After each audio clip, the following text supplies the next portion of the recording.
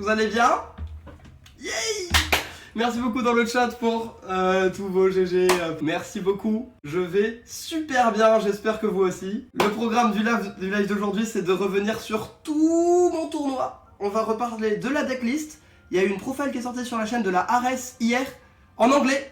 Et aujourd'hui, on va parler en français de la liste en détail. Si vous avez n'importe quelle question pendant que je présente la decklist ou après votre posez-la, je répondrai à tout et je vous donnerai toutes les informations que j'ai pour que vous compreniez un maximum. Je vais vous parler de ma run, de mon ressenti, de mon week-end en général.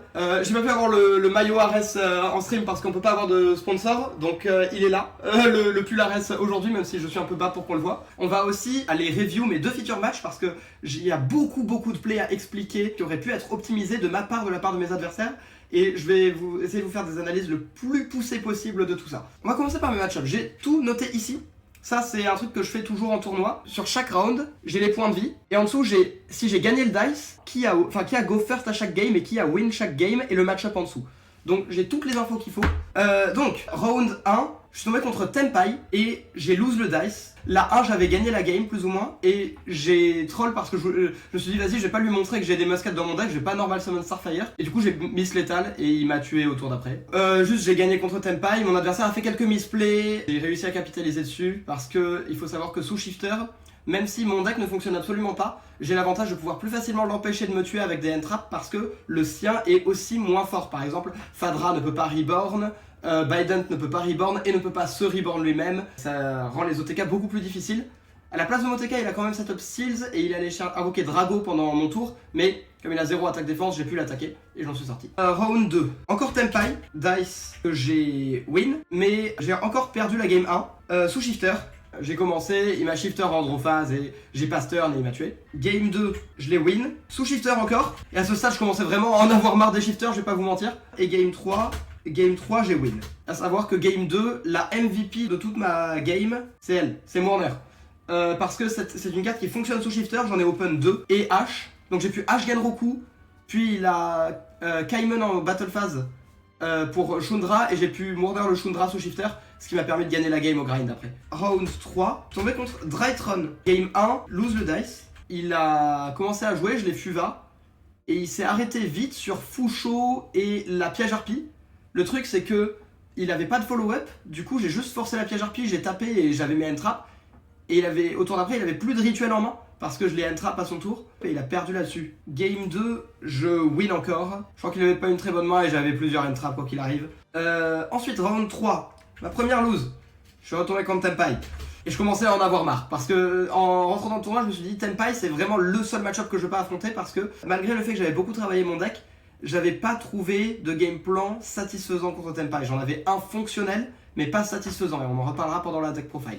Du coup je voulais pas trop tomber contre et là c'est le troisième en 4 rounds, un peu relou et il m'a juste 2-0. Ensuite round 5, Snake Eyes Fire King, mon premier Snake Eyes et j'étais très heureux parce que Snake Eyes c'est le match-up contre lequel mon deck est préparé et le meta call c'était vraiment que je voulais battre Snake Eyes, c'était le but principal de mon deck et du coup de tomber enfin contre Snake Eyes j'étais très content. Ici c'était Snake Eyes Fire King, ça s'est plutôt très bien passé. J'ai lose le dice, game 1, je crois qu'il a fait game 1 il a fait déception, effet, il a pris ogre et il a pass turn, j'ai gagné. Et game 2 il a fait Spediabel, effet, il a pris Mourner et il a pass turn.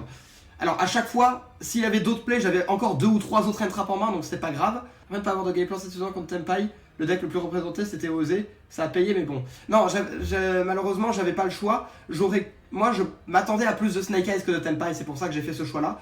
Et je m'attendais à tomber contre quelques Tenpai, mais j'espérais juste que j'allais pas tomber, enfin que j'allais pouvoir en attraper certains parce que j'ai quand même un game plan, même si c'est pas le meilleur du jeu. Ça va contre Tenpai tant qu'il n'y a pas shifter exactement. Le deck, je le trouvais tellement fort dans toutes les autres situations que contre Tenpai que j'ai estimé que c'était suffisamment bon. Round 6.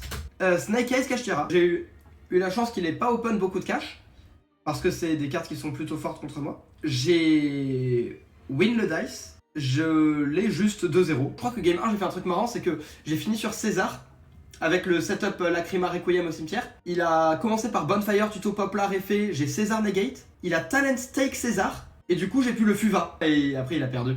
Dans tous les cas, on est un streamer qualitatif ici, on sait absolument comment faire des overlays de qualité. C'est vraiment ma qualité principale, je suis fort pour faire des overlays, elles sont magnifiques, c'est de la compétition. Si vous avez envie d'avoir une overlay pour un événement important, un mariage, je sais pas, demandez-moi. Vous allez avoir quelque chose de pixel. Pixel, c'est le mot. Let's go. Donc, on va avoir la round 7. Oh oui, Melodious. En plus, j'ai beaucoup joué Melodious. Du coup, je connaissais bien ces cartes. J'ai juste misplay game 2. J'ai win la game 1 quand même. Je crois que je l'ai FUVA, into, entrap, il passe le turn, j'ai starter, extender, il la scoop très vite. Game 2, en gros, j'ai beaucoup de entrap et très peu de starter. Et j'ai fait le misplay de le laisser invoquer étoile parce que je l'ai laissé tuto concerto comme j'avais Retaliating C en main. Je me suis dit, ok, je vais le laisser aller chercher concerto et je vais faire Retaliating sur concerto pour lui faire beaucoup de moins en card advantage. Le truc c'est que j'ai mal estimé que dans ma main j'avais une normal summon et pas d'autre play et donc je pouvais pas passer juste une étoile, c'était impossible pour moi. Et du coup j'ai perdu là-dessus parce que j'ai mal estimé, j'aurais dû le entrap pour qu'il puisse pas arriver jusque là. Je suis parti, c'est ultra effrayant pour ton deck, non? C'est terrifiant, mais comme je connais très bien le deck et que j'ai beaucoup d'entrap, en théorie je suis censé l'empêcher d'arriver sur la table. Game 3, j'ai go first et j'ai win juste. Round 8, j'étais contre Snake Eyes Cash. Enfin encore très heureux évidemment de tomber contre une variante Snake Eyes, même si c'est celle qui est la moins mauvaise contre moi, entre guillemets. Parce que les cartes Kashira sont vraiment très fortes, une Unicorn peut vraiment m'embêter dans mes loops si elle ban Requiem ou Sequencia des fois. Mais c'est toujours pas injouable, je peux quand même m'en sortir si j'ai assez d'entrap et des choses comme ça. J'ai lose le dice, je lose la game 1. Ah oui, on a bien rigolé avec mon adversaire, je me souviens. J'avais une main bizarre, j'avais 2 Engraver, 2 Tracts, une hache et je go second. J'ai hache déception et derrière il a full loop et derrière j'ai vanné avec lui, genre... je draw, je ref, va m'arrêter du lâcher, j'ai draw une autre hache, je fais... J'essaye de scoop, t'as une réponse? Il me dit, je ref. T'as combien de cartes au cimetière? Je fais, une. Il fait, je ref. Il fait ok, on résout. Je fais ok et je scoop. Enfin, on avait beaucoup de temps, du coup c'était vraiment marrant, on a passé un très bon moment. Et game 2 je win, et game 3 il a pas une très bonne main, et je win avec les entraps. Ensuite on va avoir la round 9 qui est la dernière du jour 1, et du coup j'ai win contre Centurion Bestial, qui était pas un match-up facile, parce que les Bestials sont très forts contre moi. J'ai win le dice, très important dans ce match-up là spécifiquement. En gros il avait pas d'entrap et j'ai pu faire un board. Et game 2, on pourrait croire que j'ai eu beaucoup de chance, parce que son move tour 1 c'est pass turn.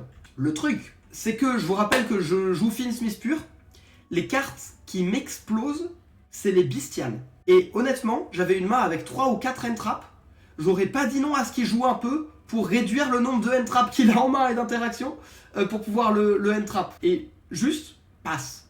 Donc d'un côté je suis content qu'il passe, d'un autre côté j'ai un peu peur des Bestials. Et du coup j'ai commencé à jouer, il me entrappe pas. Du coup je suis là, ok, j'invoque Desirae, ça passe. J'invoque César, ça passe. J'invoque tout. Et là je fais effet Sequencia pour l'équiper à Desirae. Il fait Shen Nib, Shen César, Shen Imperm. Ok, je perds tout mon board et je pass turn littéralement avec ça.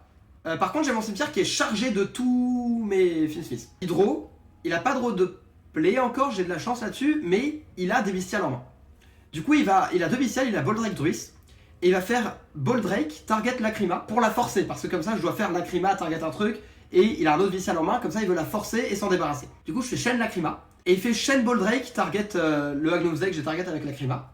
Et c'est là que, le dieu, j'ai activé Ghost Bell, et il avait pas d'autre Bestial, du coup j'ai pu reborn Agnom's Deck et reborn Desirae, et j'ai gagné à partir de là. Round 10, j'étais contre Tenpai en première game de jour 2. Pareil, j'ai win le dice, let's go, j'ai gagné 3D sur 4 contre Tenpai, et à part ça j'ai quasiment tout perdu. Et il m'a 2-0 assez rapidement. Non, si game 2 j'ai fait un misplay qui me coûte la game, j'avais que Tract comme carte d'engine et j'ai tuto Luri, et j'ai pris H sur Requiem et j'avais pas de follow-up et j'avais les entraps, je l'ai empêché de jouer à son tour complètement et il avait plus d'interruption pour mon tour, mais j'ai pas de road starter et comme j'ai commencé par tuto Luri à la place de Lacrima, j'avais pas de follow-up. Round 11, Snake Eyes, pur. Quand je dis Snake Eyes pur ou autre, il y a toujours des Azamina dans les listes, évidemment. Pour le dice, je les win, et ça a été plutôt cool. Game 1, juste, je win. Game 2, je win encore. Pas de chance pour lui. Alors, pas de chance pour moi de base, parce que j'ai que Ghost Bell en main, qui est une entrap vraiment pas ouf contre Snake Eyes, surtout s'il y a que elle. J'ai que de l'engine après, ce qui est pas ce que je veux. Mais lui, il a vraiment une main qui est nulle, et il passe turn. Après, c'est aussi une des raisons pour lesquelles j'ai pas joué Snake Eyes personnellement, c'est parce que je trouve le deck assez bricky. Et en plus, comme tu veux jouer beaucoup de free spots, tu peux draw un mix de tes briques et de tes free spots, et c'est nul quoi. Et du coup, bah, il a brick et j'ai juste win.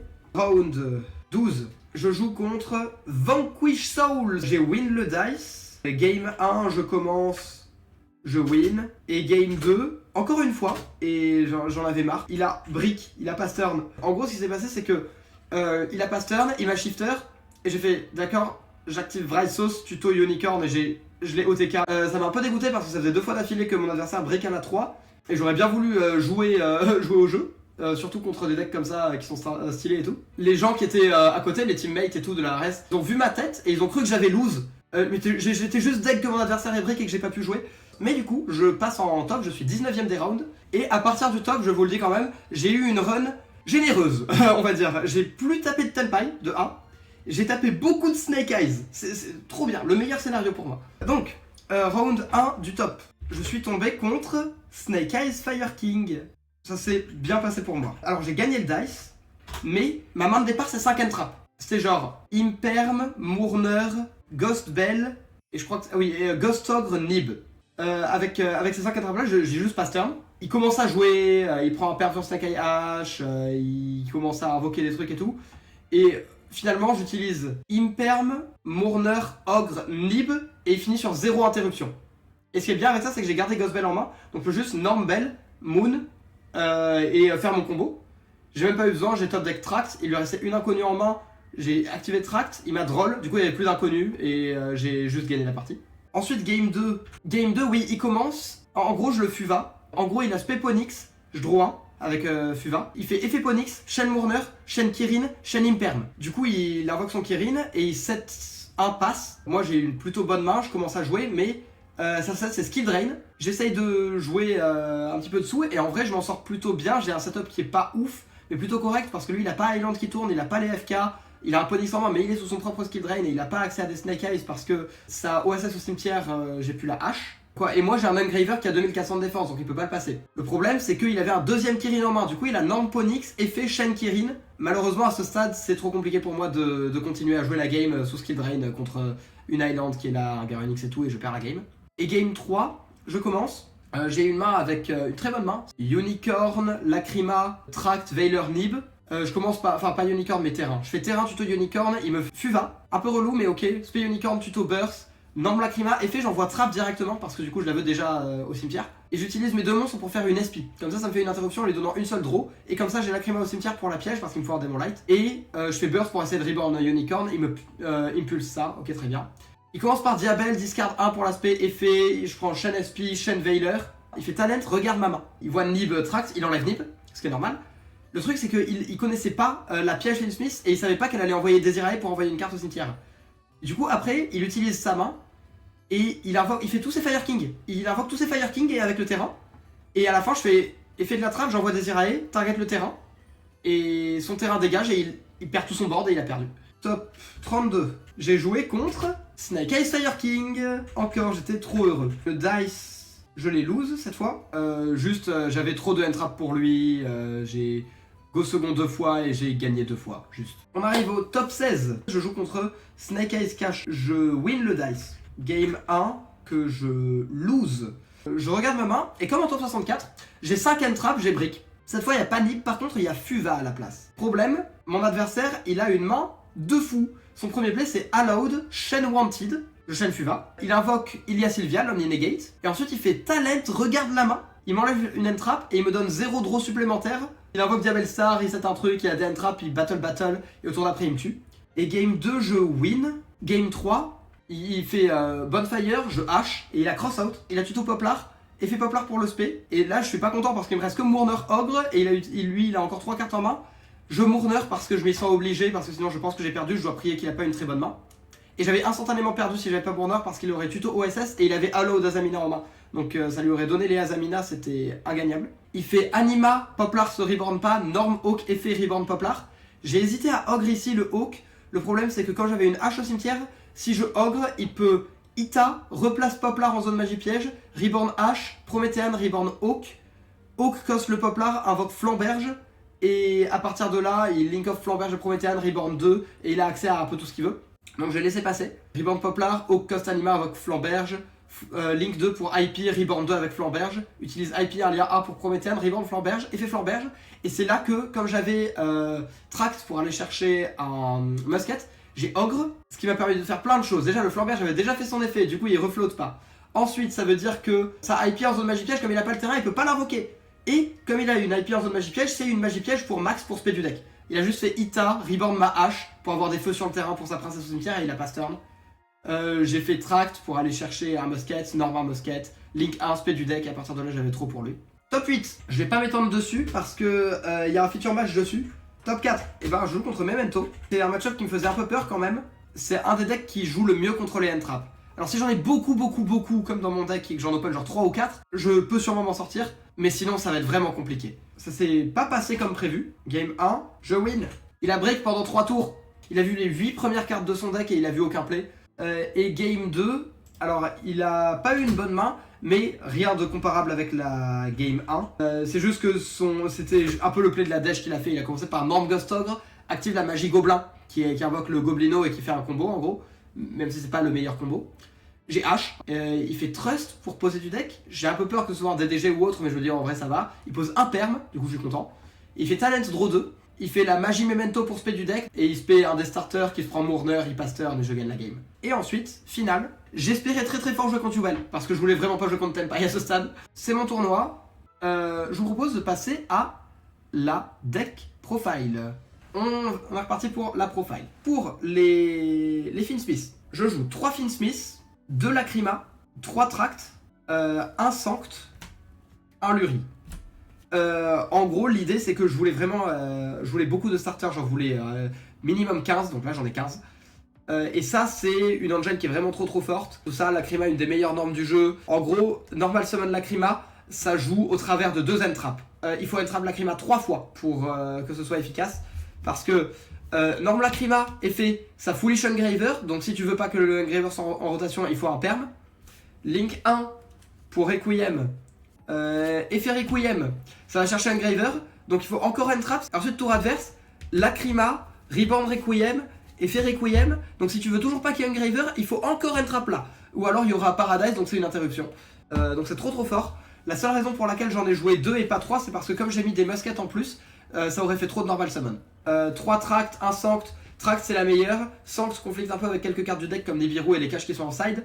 Mais c'est super important je trouve d'avoir une deuxième target possible à Engraver parce que ça arrive souvent de draw Tract Engraver et donc on veut que dans ce cas là le Engraver aille chercher un Extender et en plus ça fait une deuxième magie à activer sous les muskets, vraiment cool. La restriction d'empêcher d'attaquer n'est quasiment jamais importante, celle des démons lumière l'est parfois mais en général on peut se débrouiller. Ensuite pour les autres starters, 3 Starfire, 1 Calamity, en gros les muskets. Déjà il faut comprendre que je joue pas musket, je joue Finsmith s'il vous plaît. Tu n'as jamais tuto la piège. Je sais qu'en théorie c'est possible et je l'ai pas mal fait en training, jamais en tournoi parce que je me suis rendu compte en training que tuto la piège, si je prends après une end-trap et que j'arrive pas à invoquer Desirae, je perds la game parce que je l'ai plus dans le deck et je peux pas la foolish. Donc le seul moment où je tuto la piège, c'est si j'ai un Charvara, comme ça au pire je casse la piège avec Charvara, en gros. Mais sinon en général non. Sanct joue sous drôle aussi, oui, à savoir que oui, bien sûr. Sanct c'est ma tuto de base. Si j'ai Engraver en premier play et pas d'autres play, game 1 surtout, je vais tuto Sanct et pas Tract parce que ça joue sous drôle et qu'il y a des drôles main deck. Oui, donc les musketeers. Je voulais juste les starters en plus. Et ça, c'est les meilleurs parce que dans le pire des cas, c'est normal summon dans light fin combo. Mais il faut comprendre que avec les magies Finsmith que je joue, Starfire, il dit quand une magie piège est activée dans sa colonne, il se fait du deck, donc il se fait Calamity. Et Calamity, il dit quand une magie piège est activée dans sa colonne, il se fait du cimetière. Donc il respect Starfire que j'ai link off. Ça, c'est une engine qui génère beaucoup de body très facilement et qui permet de break des demi-boards parce qu'il y a Max qui est trop fort en go second, qui demande un musket, n'importe lequel des 4. Et quand il est summon, pour chaque magie piège adverse, je spare un musket du deck. Du coup, ça me permet de transformer une normal summon en plein de body. Genre, lui, il spé 2 après. Et les 2 que j'ai spé, si j'active des magies dans leur colonne, je peux encore respect d'autres. Donc vraiment, cette engine elle permet de générer énormément de body pour aller break des demi-boards ou forcer des interruptions. S'il y a une imperm 7 en face, elle est obligée de partir sur ça, sinon la imperm me génère un body. Et en même temps, ça me permet en go first d'avoir des normal summons qui vont générer plus. En gros, Lacrima c'est la meilleure normal summon pour jouer autour des end-traps. Par contre, si on a une magie en main à activer dans la colonne, Starfire est plus fort. Mais voilà, du coup les muskets c'est juste une engine pour mettre des body. C'est pas des muskets, c'est des body, c'est tout.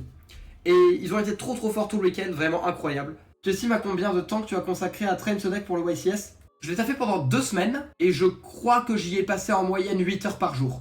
Mais ouais, du coup, des très bonnes normal summon. Et là, je suis à 14 et je trouvais que c'était pas assez, donc j'en voulais une autre. J'ai joué Excentrique.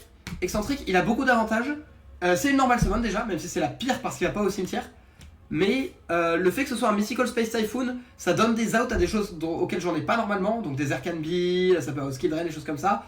Même si je le tuto pas, si je le hard draw, ça le fait très très bien.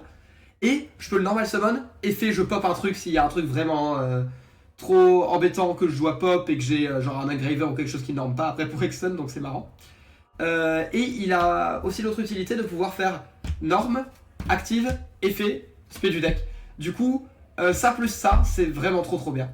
Callby, je le considère un peu comme une carte d'engine entre guillemets parce que avec 15 one card combo, je suis quasi sûr d'en piocher un. Le Callby c'est juste si l'adversaire a une negate pour mon seul play, Callby c'est un extender parce qu'il va le negate. Cool, tu fais pourquoi pour t'entraîner? J'aimerais beaucoup me mettre en compétitif mais je ne sais pas comment m'y prendre. Alors, je travaille avec les gens de la ARS pour faire de la théorie, mettre du volume de jeu et tout. Après, je vais en ranked sur du Linkbook. Je joue et je réfléchis et je théorie craft, je change la liste, j'essaye des choses. Il y a encore 3 cartes d'Engine, Paradise, très rapidement.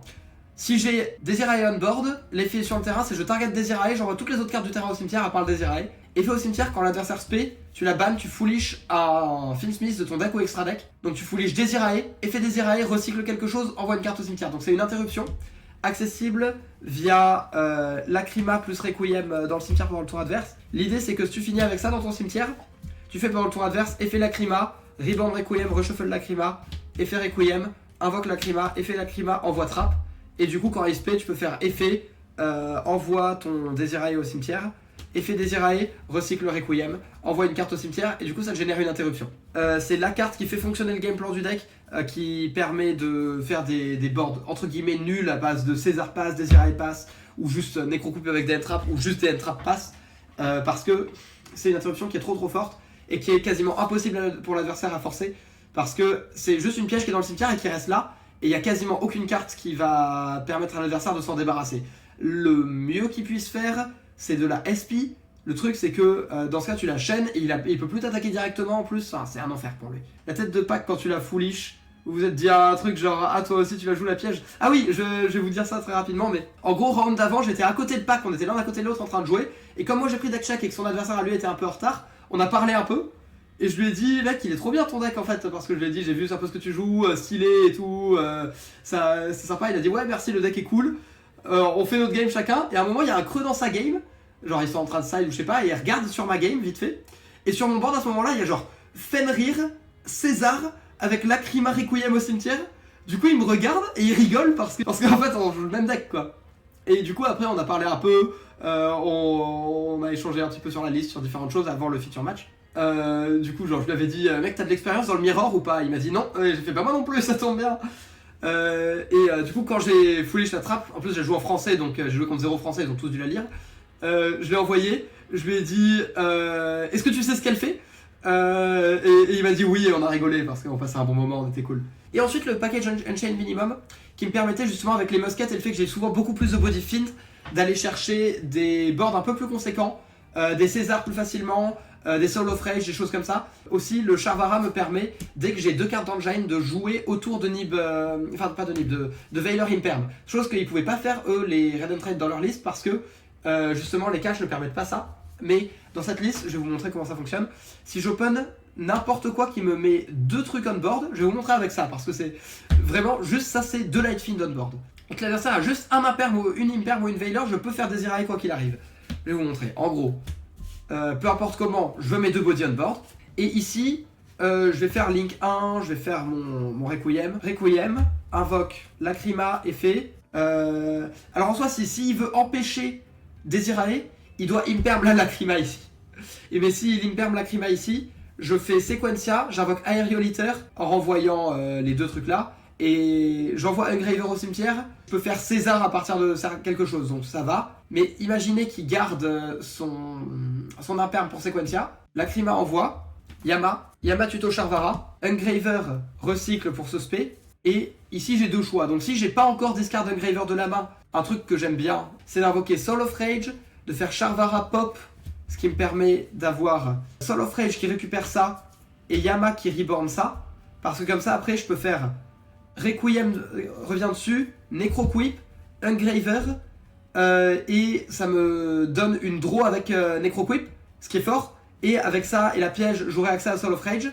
Mais si je veux avoir Desirae on board, à la place de faire un Soul of Rage, ici, avec mon Charvara en main, je fais directement Sequentia. Si je fais effet et qu'il me imperm, je chaîne Charvara, je dodge.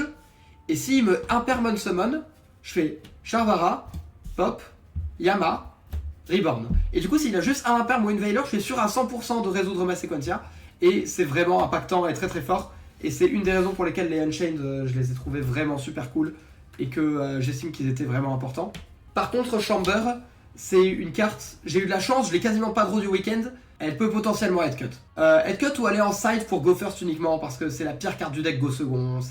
Et elle est même pas nécessaire dans les loops de go first. Alors, dans celle que je vous ai montré où je casse rage pour poser Chamber, oui, mais dans les autres, non. Les deux seules cartes du deck qui sont ni des starters ni des entraps, ces deux-là. Donc c'est les deux seules cartes du deck que je veux pas draw.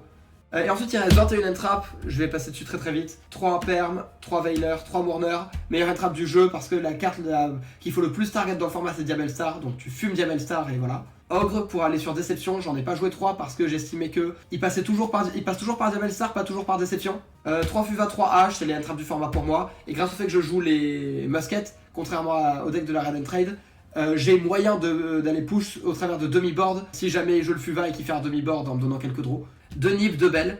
J'ai pas joué de rôle parce que j'aime pas du tout la carte dans le deck, elle enlève pas de ressources, elle conflicte avec Fuva, tout ça. Par contre, trop fort, les deux ont été incroyables tout le week-end. J'en ai juste joué que 2 de chaque, parce que comme Ogre, ils sont une fois par tour, et ils sont pas toujours incroyables. Des fois ils sont un peu moins forts, donc j'ai pas envie d'en open des doublons, j'ai envie de les open avec d'autres entraps. Je changerai aucune des entraps qu'il y a là.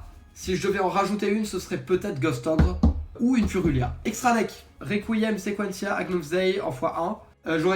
J'ai voulu jouer Requiem pendant longtemps, et finalement j'ai pas eu la place, donc j'avais un peu peur de cacher un Unicorn.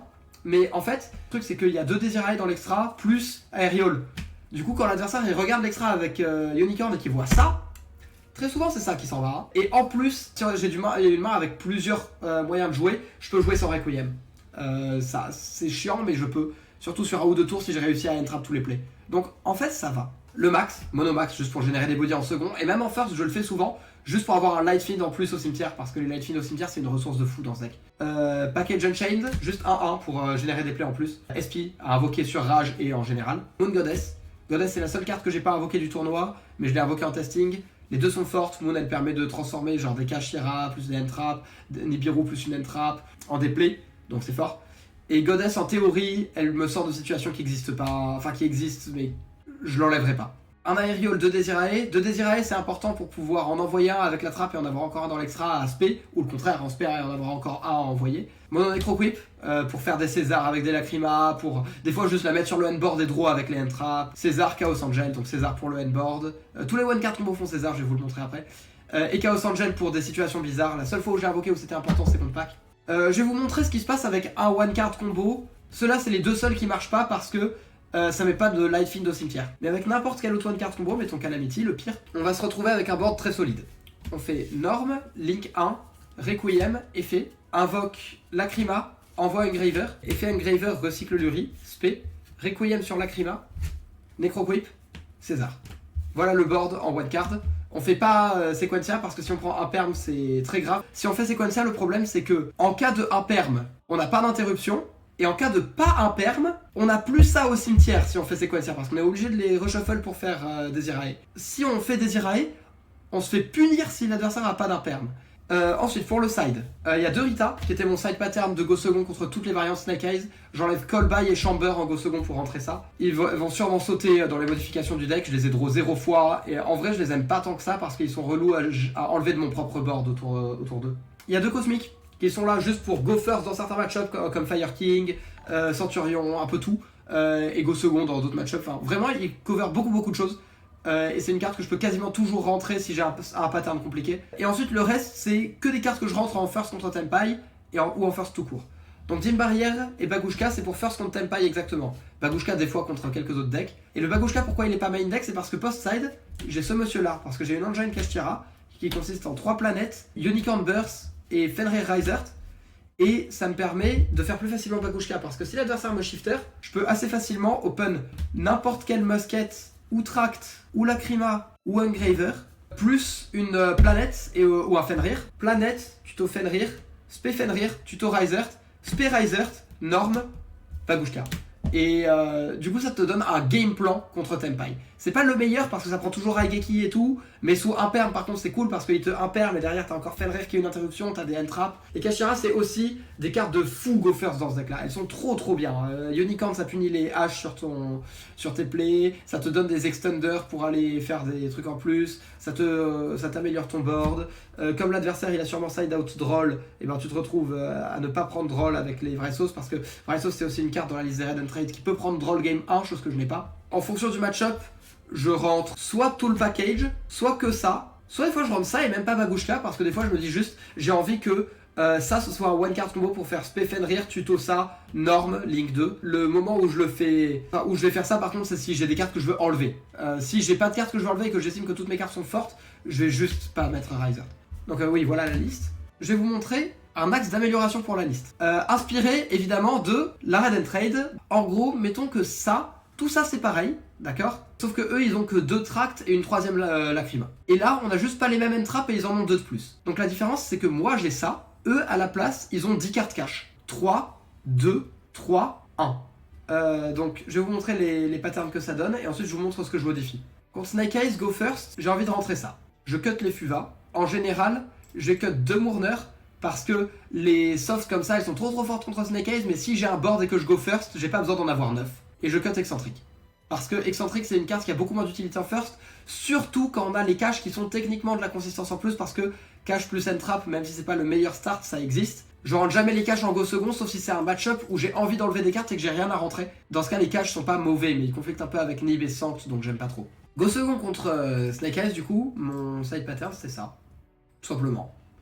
Et blind, quand je sais pas ce que joue mon adversaire, c'est ça. Mais voilà, et du coup par exemple contre Tenpai, mon side pattern est encore plus simple. Pareil, j'enlève Nib, j'enlève Veiler parce qu'il marche pas sous shifter, je garde Mourner, j'enlève ça, j'enlève Belle parce qu'elle marche pas sous shifter encore, et ça donne un truc comme ça. Ogre il marche pas sous shifter mais il bloque le terrain qui est une des cartes vraiment très importantes à bloquer. Et Cosmic même s'il marche sous shifter il prend Stormbuster donc j'ai pas envie d'en avoir trop. Tu es parti de quoi pour en venir à ce deck? Quelle était ton idée de départ? Le départ, c'était la deck profile de Trif d'il y a 2 semaines où il a joué Fin Space Pure.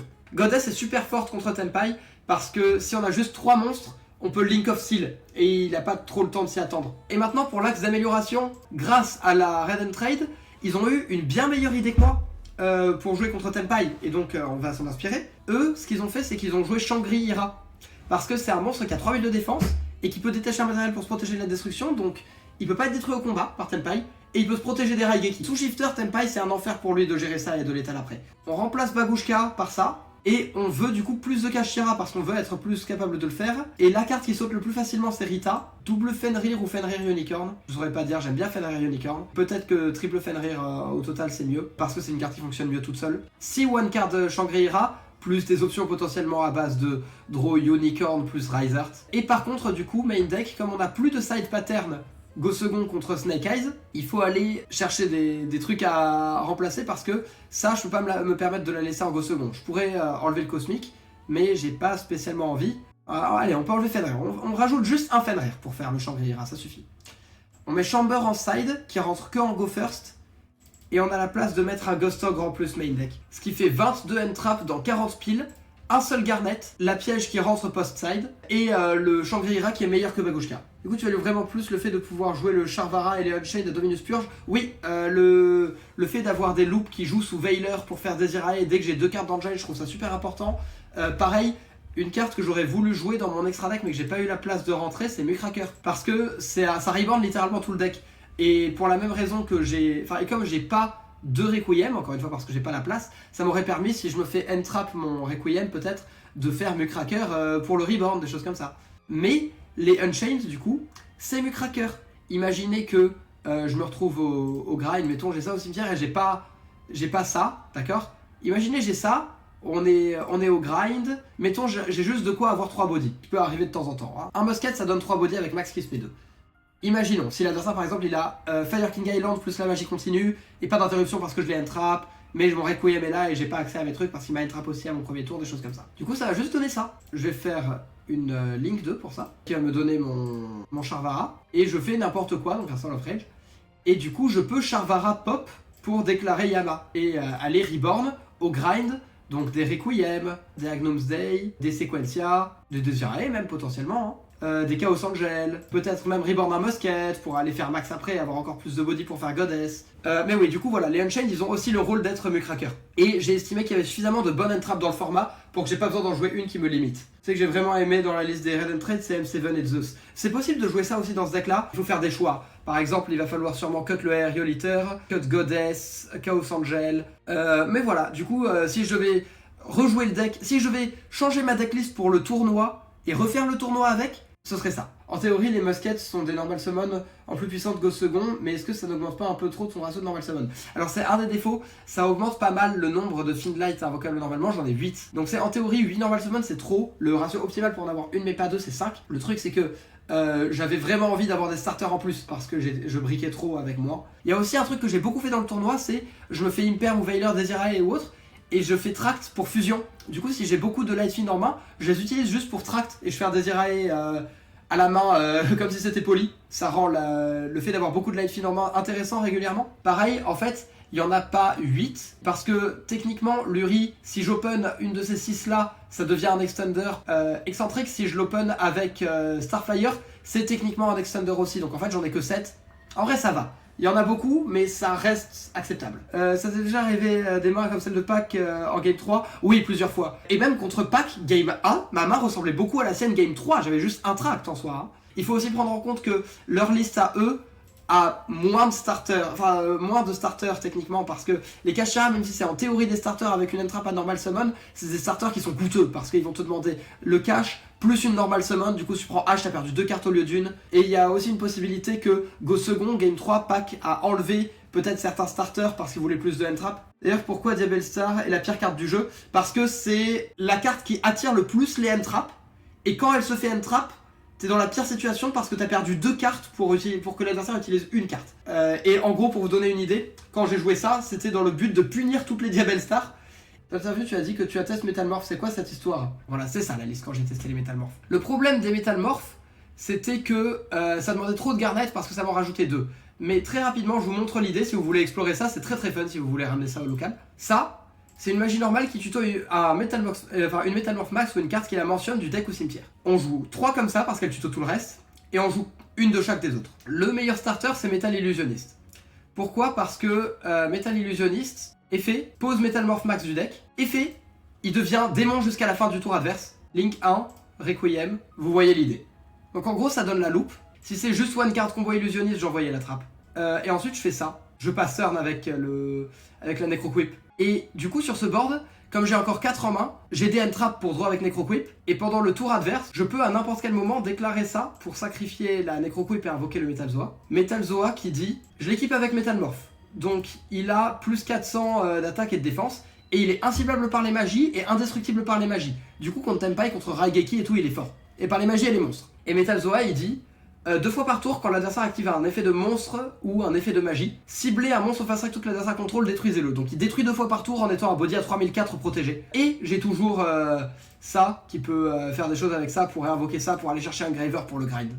Et j'ai Paradise au cimetière pour aller faire ça. Donc j'ai 4 entraps, plus Zoa, plus Paradise, plus Necroquip qui draw. Et imaginons que j'ai une normal summon, ce qui peut arriver, à la place, avec la incoming machine, je vais chercher l'autre monstre, qui dit qu'il peut se spé gratuitement de la main en défense, juste l'adversaire a le droit d'invoquer spé de la main après. Effet, pose la max Métalmorph du deck, et après, normal summon le Fiend Light que j'ai, peu importe lequel c'est, Luri mettons, Link 1, et c'est la même chose, et je suis quand même allé chercher mon max Métalmorph, mais cette fois j'ai un Extender. Et ça me donne accès à Metalzoa qui est une bonne carte contre Zerkanbi parce qu'il est machine, une bonne carte de Go First et tout. C'était vraiment très stylé et très cool à jouer. Le défaut de cette engine, c'est qu'elle est très nulle en Go second, et qu'elle demande 2 garnets de plus que son max Métalmorph et le Metalzoa. Top 8. Allez, on part sur le top 8.